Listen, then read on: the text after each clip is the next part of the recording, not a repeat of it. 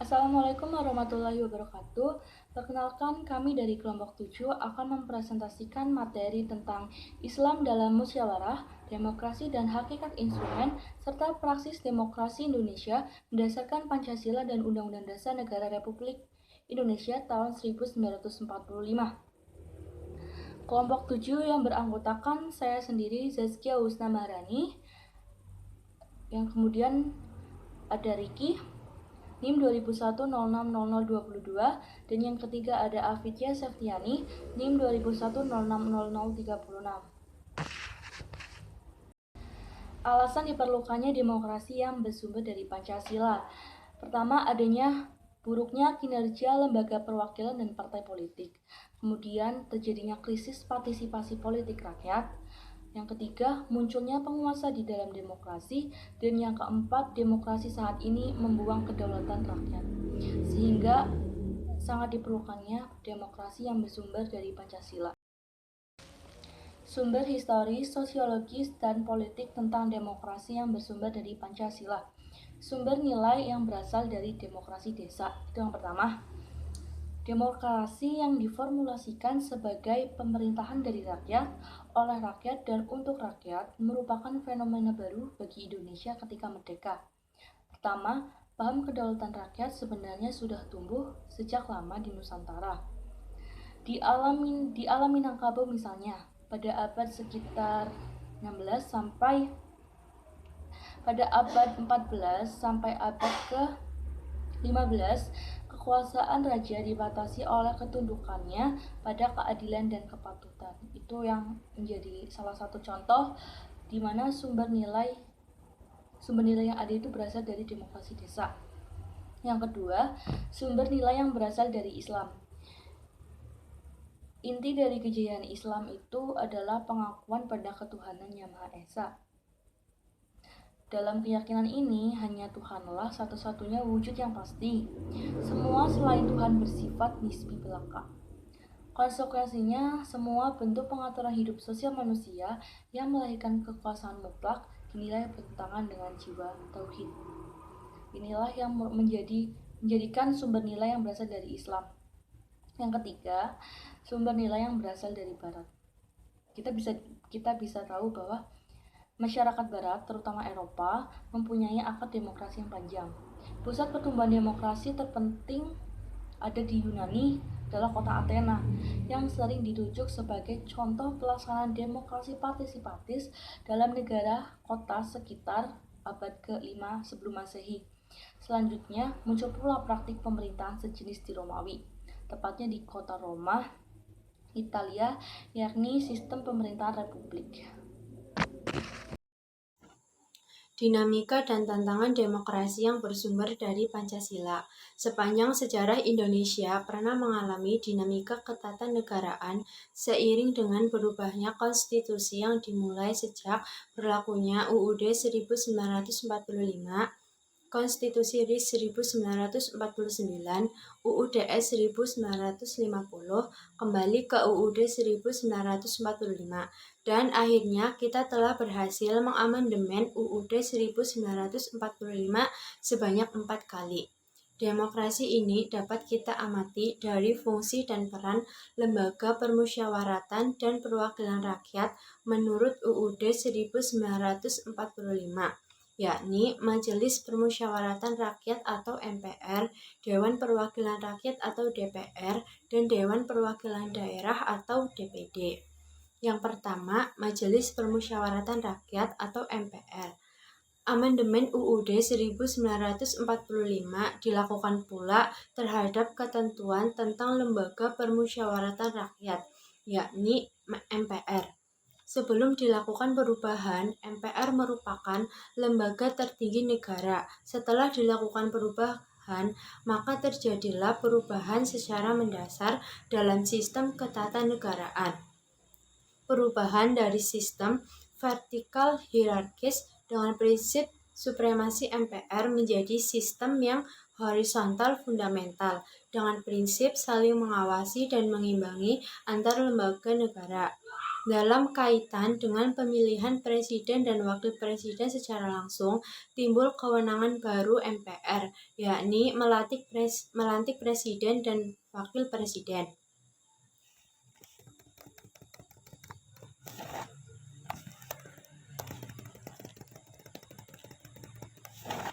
Kewenangan lain yang muncul berdasarkan ketentuan pasal 3 ayat 3 UUD 1945 adalah MPR berwenang memberhentikan presiden atau wakil presiden dalam masa jabatannya menurut UUD.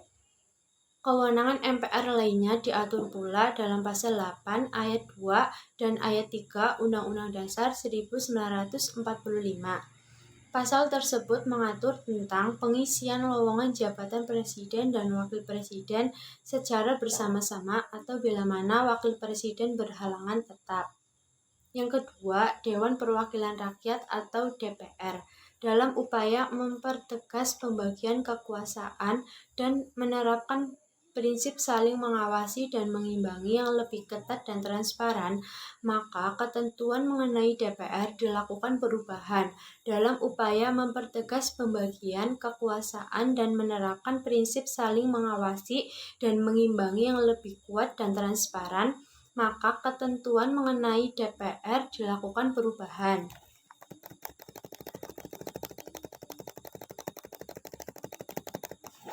Perubahan yang terjadi pada Dewan Perwakilan Rakyat adalah penambahan ketentuan mengenai pemilihan anggota DPR. Dua ketentuan lainnya yakni susunan dan masa sidang DPR tetap tidak berubah. Menurut ketentuan pasal 20 ayat 1 UUD 1945, fungsi DPR ada 3, yaitu fungsi legislasi, fungsi anggaran, dan fungsi pengawasan. Yang pertama, fungsi legislasi adalah fungsi membentuk undang-undang yang dibahas dengan presiden untuk mendapat persetujuan bersama. Yang kedua, fungsi anggaran adalah fungsi menyusun dan menetapkan anggaran pendapatan dan belanja negara bersama presiden dengan memperhatikan pertimbangan DPD. Yang ketiga, fungsi pengawasan adalah fungsi melakukan pengawasan terhadap pelaksanaan Undang-Undang Dasar Negara Republik Indonesia tahun 1945, undang-undang dan peraturan pelaksanaannya. Di samping DPR, anggota DPR juga mempunyai hak tertentu.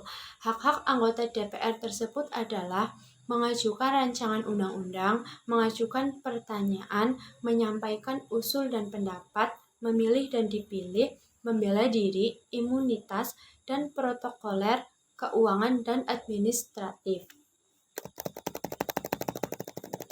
Yang ketiga adalah Dewan Perwakilan Daerah atau DPD. Ketentuan mengenai DPD merupakan hal baru dalam Undang-Undang Dasar 1945. Ketentuan ini diatur dalam bab tersendiri dan terdiri atas 2 pasal, yaitu pasal 22C dengan 4 ayat dan pasal 22D dengan 4 ayat.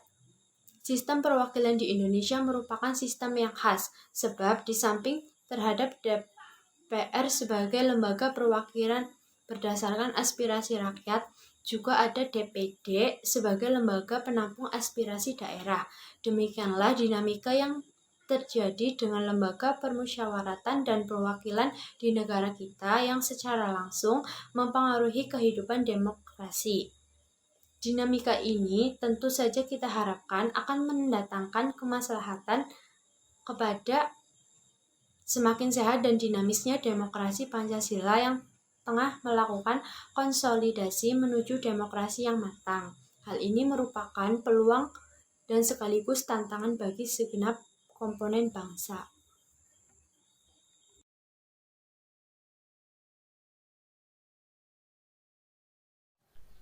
Kemudian yang terakhir ada esensi dan urgensi demokrasi Pancasila.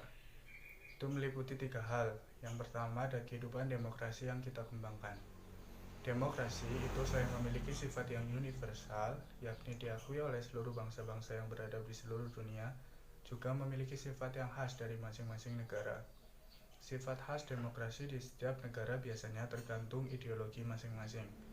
Demokrasi kita pun selain memiliki sifat yang universal, juga memiliki sifat khas sesuai dengan budaya bangsa Indonesia yang berdasarkan Pancasila.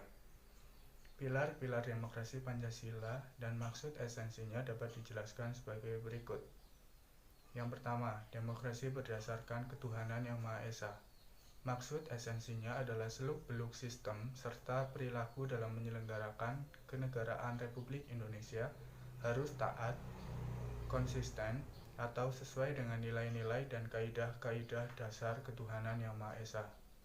Selanjutnya, demokrasi dengan kecerdasan. Maksud esensinya adalah mengatur dan menyelenggarakan demokrasi menurut Undang-Undang Dasar 1945, itu bukan dengan kekuatan naluri, kekuatan otot, atau kekuatan massa semata-mata. Kemudian yang selanjutnya ada demokrasi yang berkedaulatan rakyat. Maksud esensinya adalah kekuasaan tertinggi ada di tangan rakyat. Kemudian selanjutnya ada demokrasi dengan rule of law. Maksud esensinya adalah kekuasaan negara Republik Indonesia itu harus mengandung, melindungi, serta mengembangkan kebenaran hukum, bukan demokrasi ugal-ugalan, demokrasi dagelan, atau demokrasi manipulatif. Kemudian yang selanjutnya ada demokrasi dengan pembagian kekuasaan. Maksud esensinya adalah demokrasi menurut undang-undang bukan saja mengakui kekuasaan negara Republik Indonesia yang tidak terbatas secara hukum, melainkan juga demokrasi itu dikuatkan dengan pembagian kekuasaan negara dan diserahkan kepada badan-badan yang bertanggung jawab. Kemudian yang selanjutnya ada demokrasi dengan hak asasi manusia.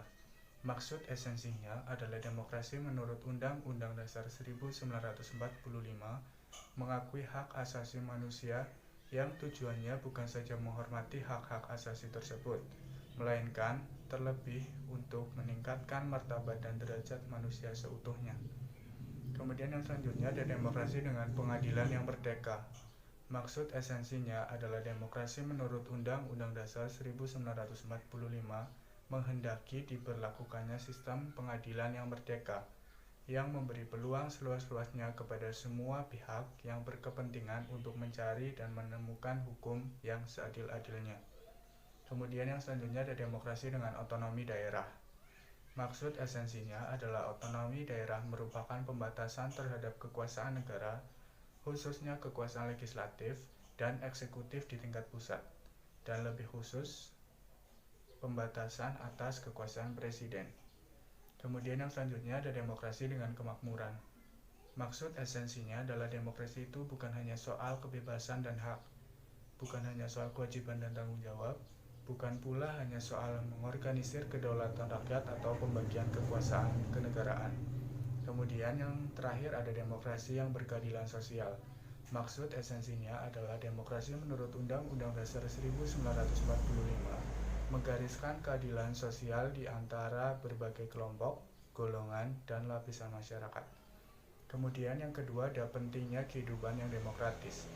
Pada hakikatnya sebuah negara dapat disebut sebagai negara yang demokratis apabila di dalam pemerintahan tersebut rakyat memiliki kesempatan untuk berpartisipasi dalam pembuatan keputusan, memiliki persamaan di muka hukum, dan memperoleh pendapatan yang layak karena terjadi distribusi pendapatan yang adil.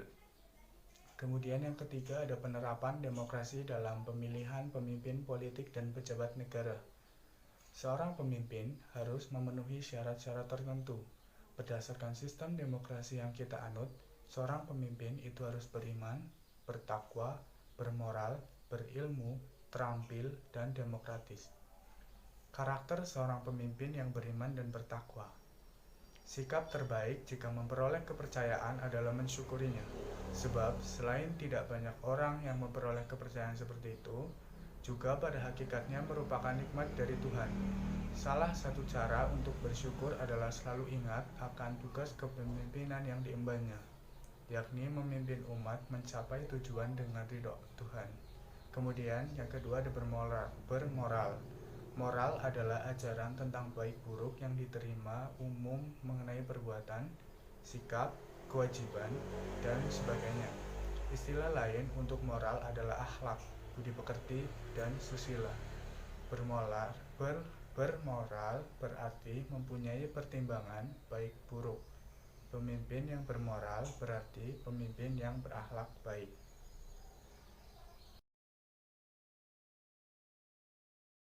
Sekian dari kelompok kami. Wassalamualaikum warahmatullahi wabarakatuh.